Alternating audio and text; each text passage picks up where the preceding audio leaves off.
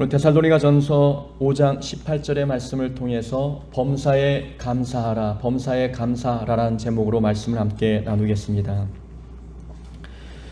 저에게 3명의 자녀가 있습니다. 그 중에 둘째 딸과 셋째 아들은 호주 시드니에서 태어났습니다.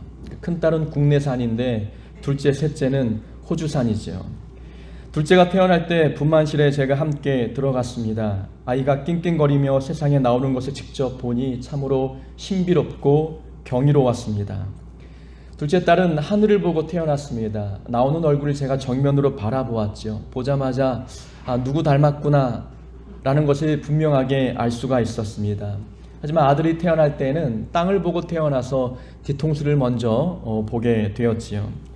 아들을 임신했을 때에는 아내가 임신성 당뇨가 있었습니다. 임신 기간 내내 매일 혈당 체크를 해야 했고 식이요법을 해야 했으며 또 운동을 겸해야만 했습니다. 임신성 당뇨가 무서운 이유는 태아에게 흘러가는 엄마의 피에 당분이 많이 섞여 있으면 태아가 비대해지거나 또 이 아이가 출생 후에도 당뇨병에 걸릴 확률이 높아지기 때문입니다. 무엇보다 저와 아내는 이 아이가 건강하게 태어날 수 있을지 매우 걱정스러웠고 염려했습니다. 분만일이 가까워 올수록 기대감도 컸지만 거기에 따른 걱정도 커져갔습니다. 이 아이가 정말 아무 일 없이 건강하게만 태어나면 정말 감사하겠다라는 마음뿐이었습니다. 아들이 태어났습니다. 아들이 태어나는 것을 보고 아내가 저에게 물었습니다.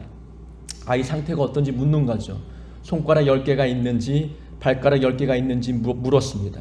다 확인하고 걱정 말라고 건강하게 태어났다고 이야기해 주자 아내가 딱 3마디 했습니다.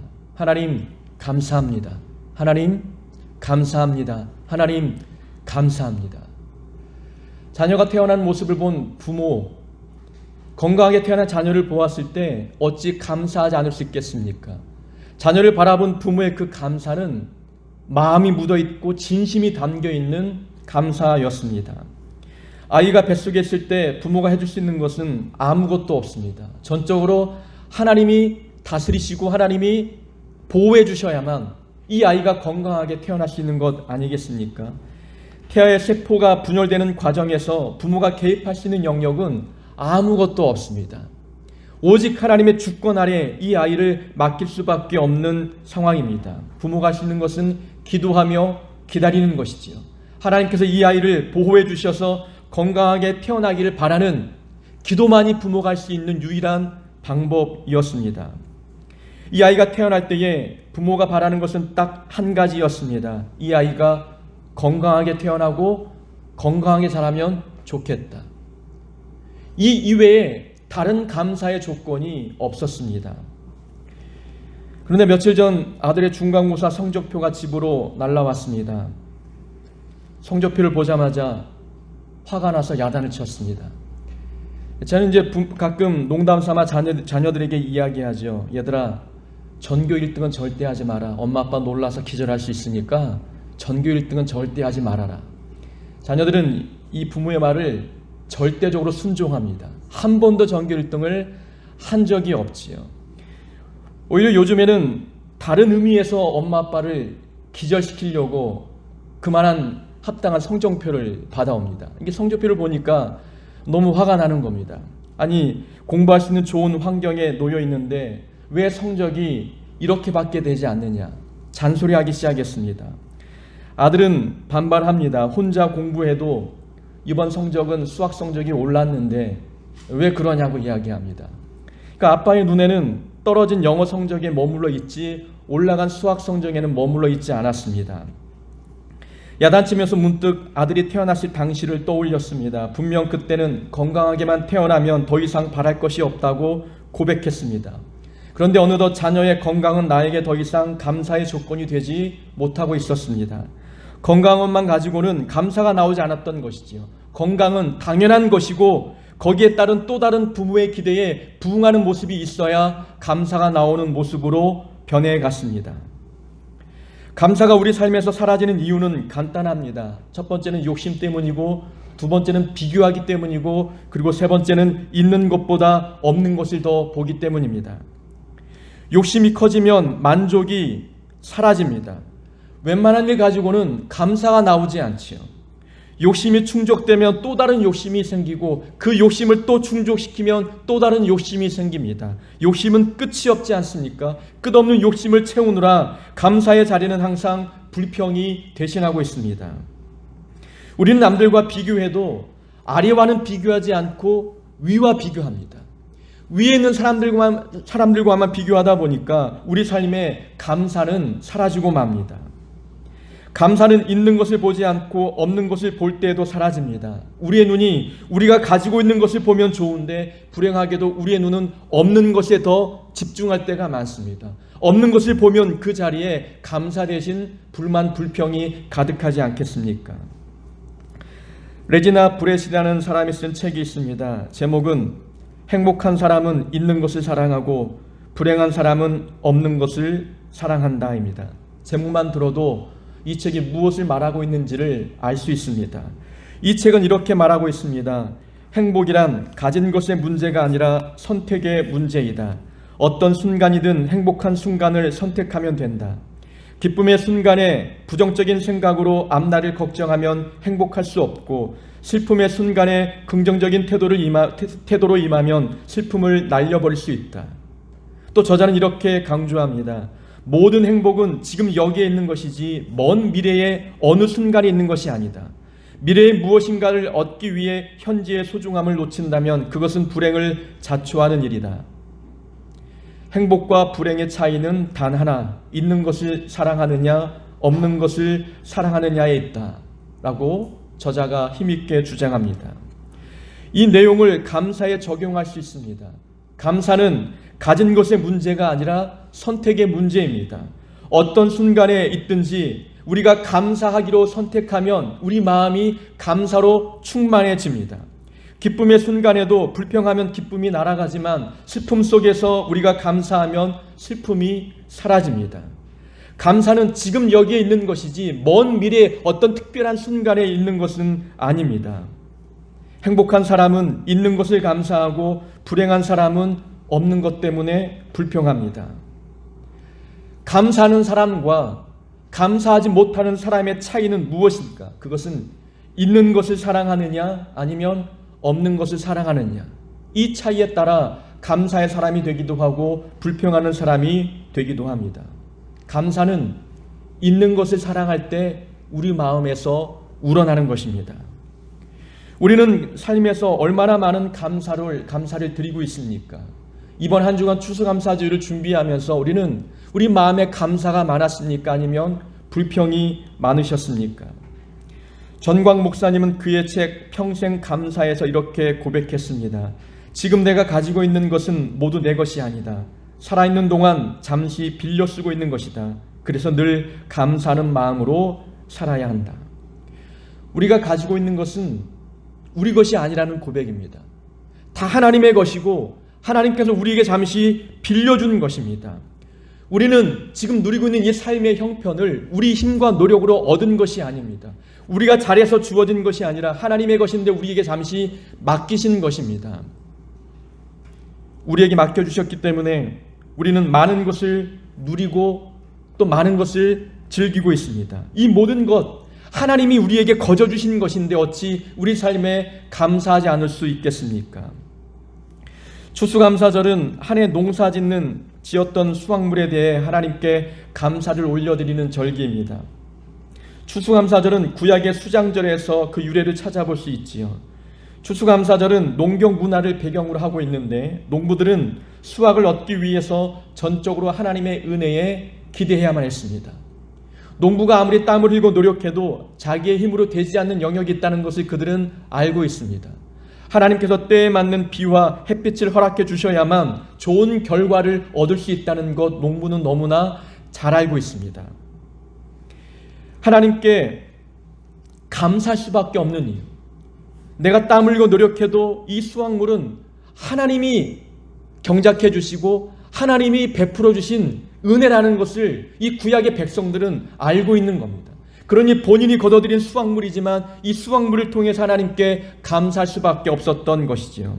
우리도 이런 마음으로 오늘 예배를 드려야 합니다. 한 해 동안 내가 얻은 모든 결과물들은 내 힘으로 얻은 것이 아닙니다.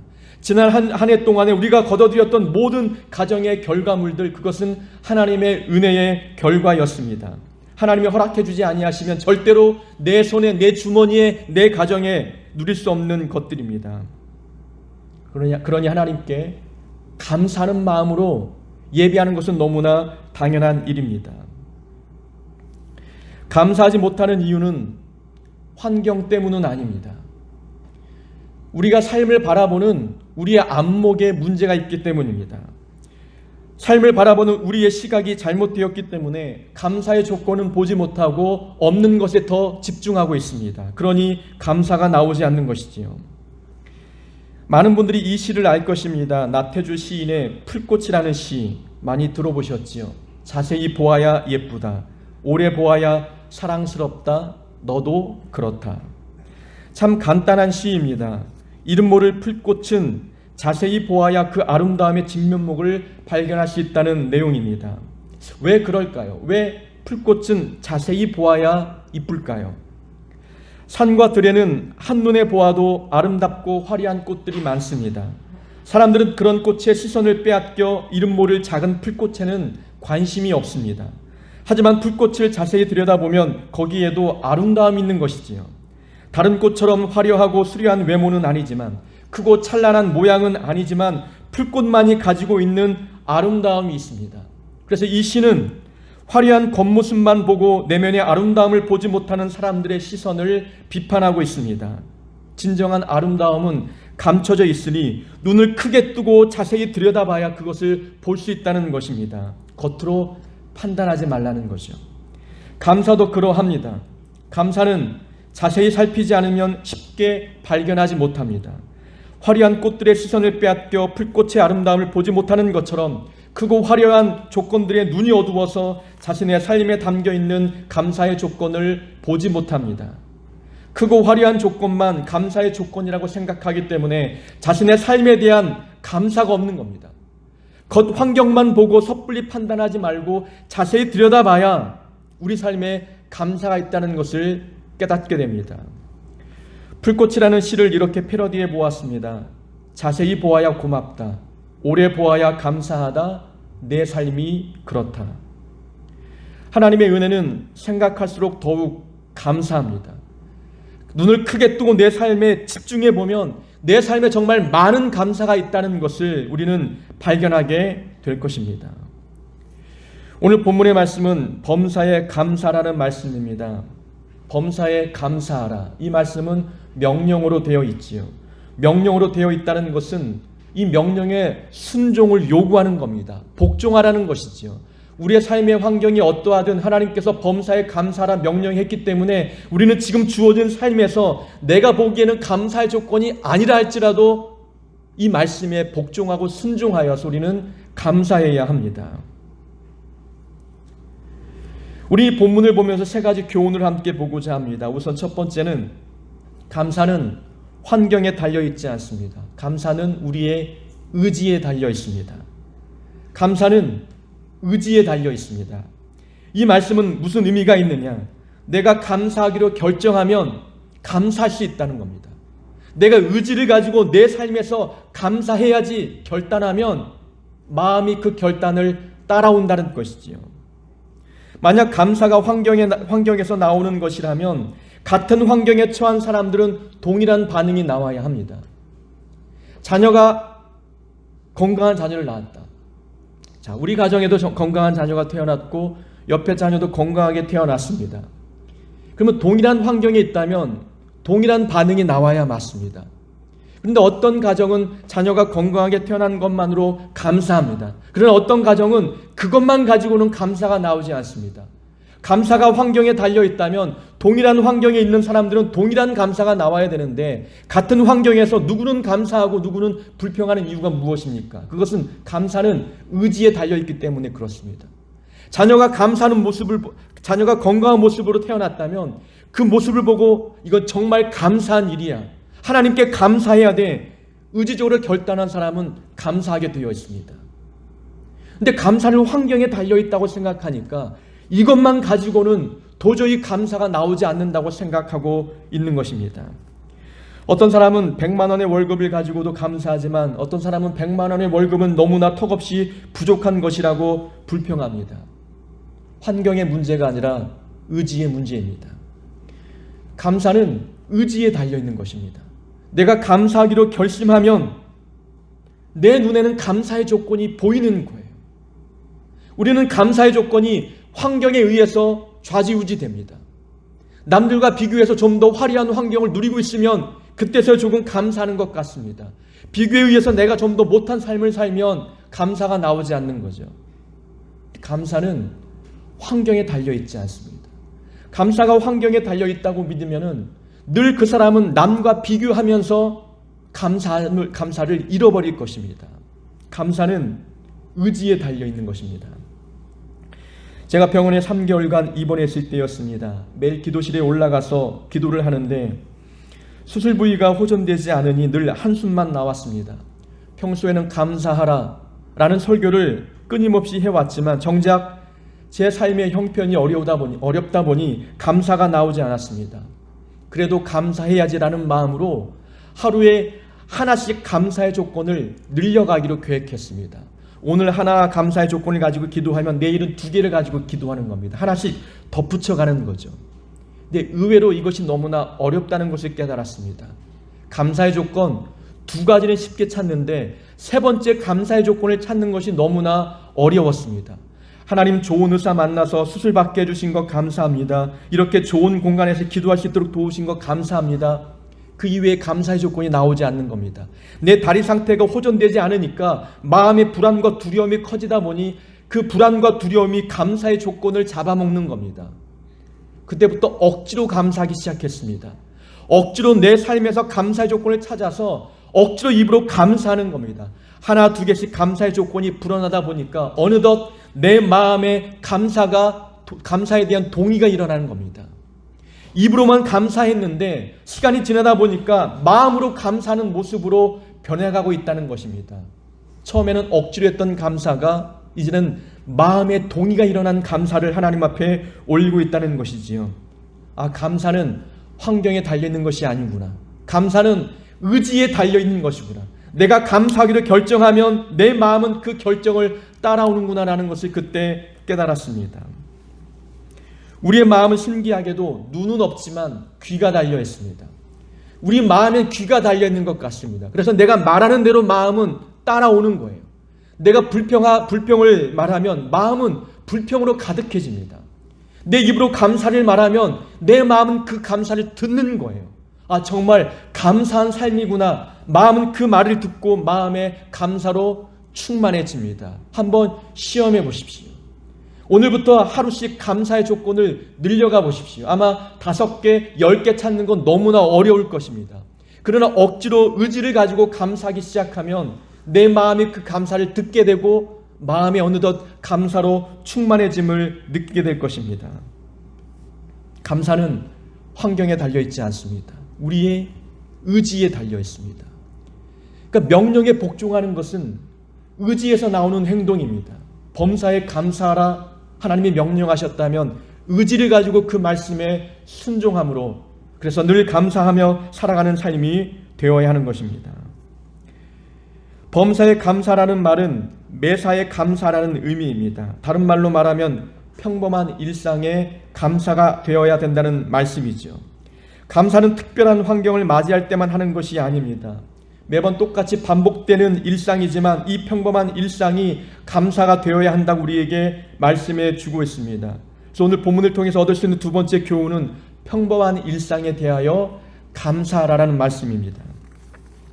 평범한 일상이 지속되기 위해서는 하나님의 특별한 은혜가 부어져야 합니다. 여러분, 매일 똑같은 일상이 반복된다는 것, 이것을 기적으로 생각하십니까? 어떻게 내 삶이 어제와 똑같이 오늘도 이루어지느냐? 이건 하나님이 내 삶을 붙들지 않고는 도저히 나타날 수 없는 현상입니다.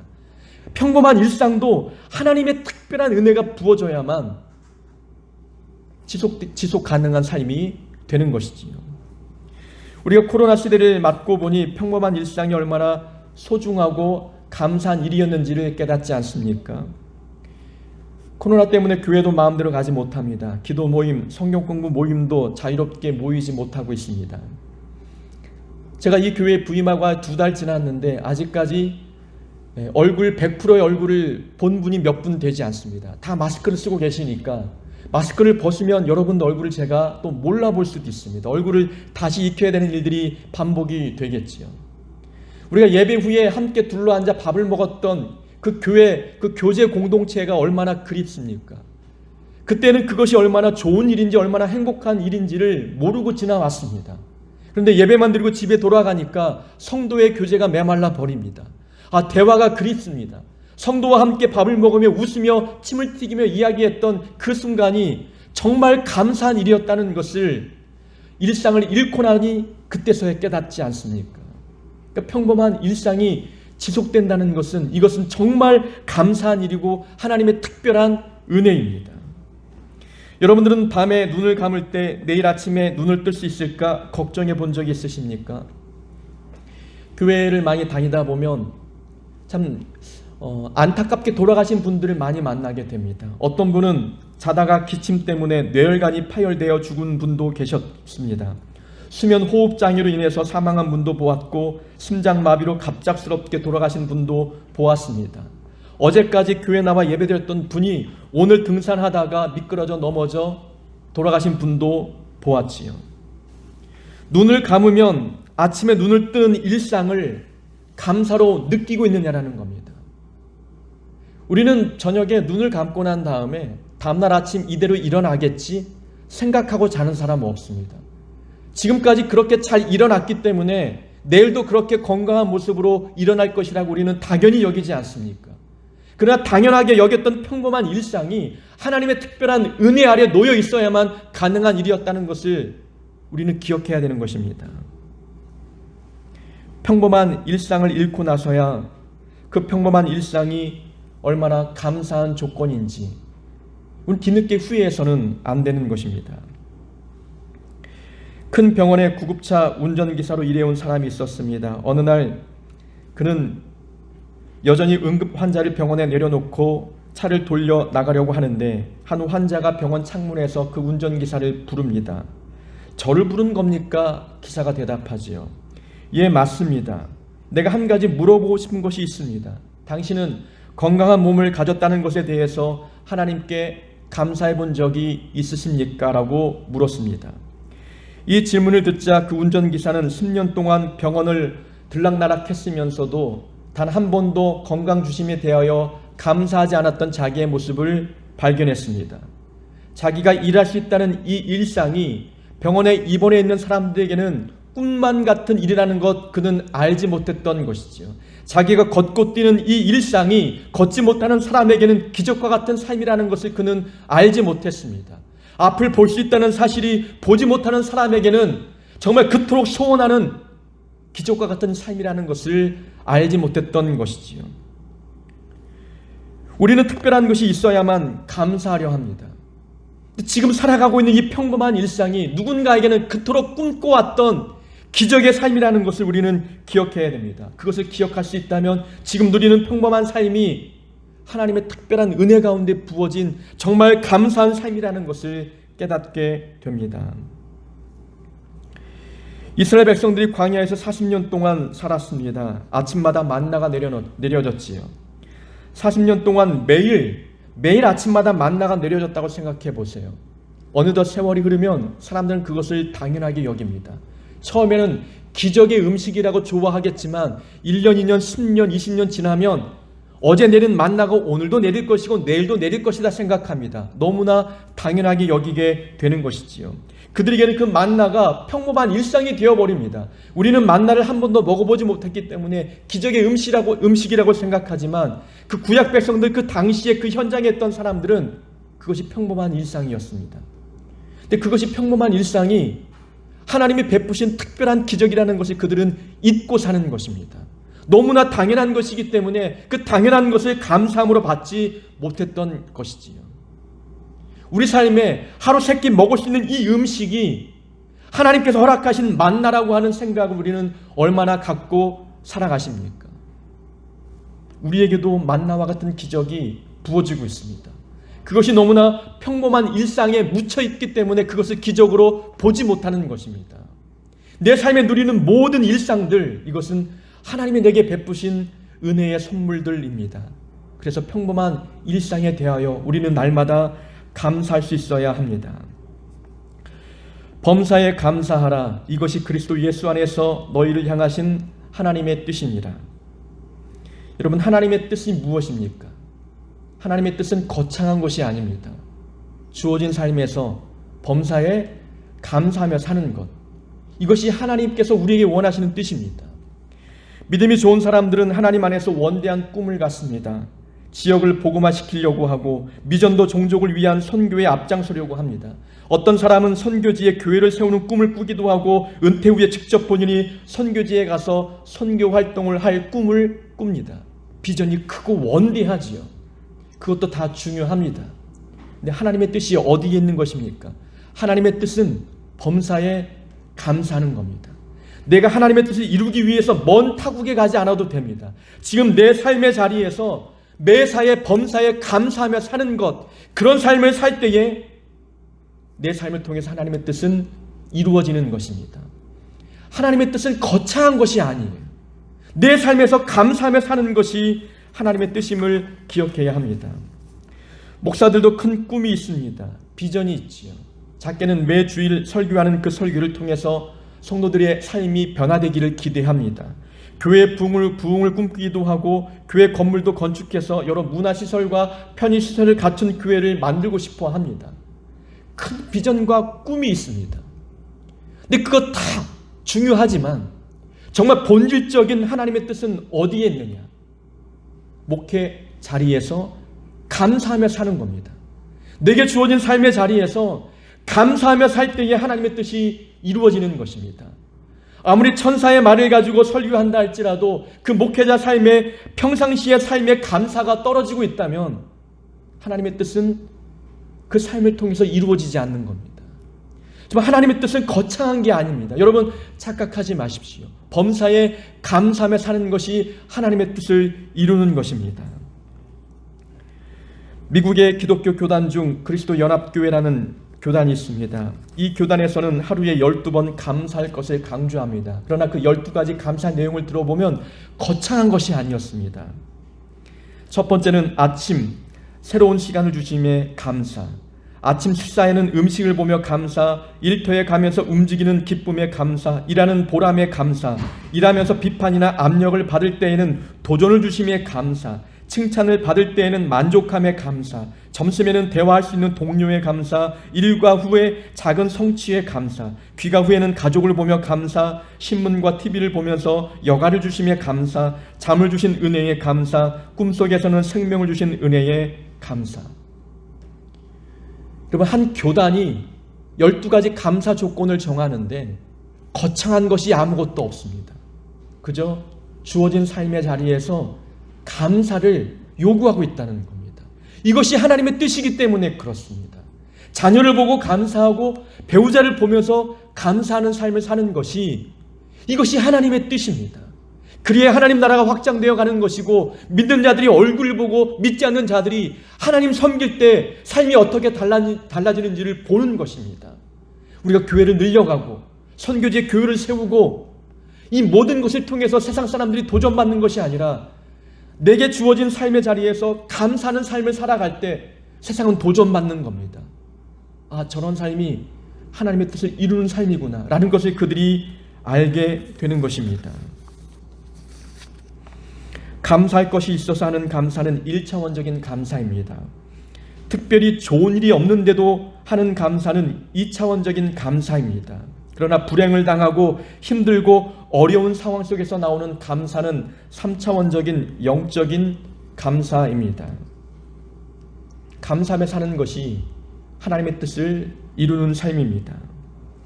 존 밀러는 이렇게 말했습니다. 사람의 행복은 감사의 깊이에 따라 결정된다.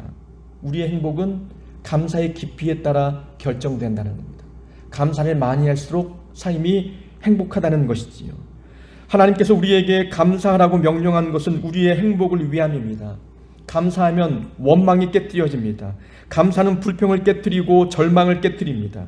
감사는 우울함을 깨뜨리고 슬픔을 깨뜨리고 기쁨을 줍니다. 감사는 분열을 깨뜨리고 일치를 가져옵니다. 감사는 미움을 깨뜨리고 우리에게 사랑을 불러다 줍니다. 감사가 없는 삶은 마음이 메마른 사막과 같지만 감사하는 마음은 그의 삶이 맑은 시냇물 흐르는 푸른 초장과 같습니다. 여러분, 의지를 가지고 감사하길 바랍니다. 평범한 일상에 감사하길 원합니다. 감사는 하나님의 뜻을 이루는 행위임을 기억하여 늘 범사에 감사하시기를 원합니다. 우리가 늘 삶의 감사가 충만함으로 말미암아 하나님께 영광이 되고 믿지 않는 자녀들에게는 도전을 주는 우리의 감사의 삶이 되기를 주의 이름으로 축원합니다.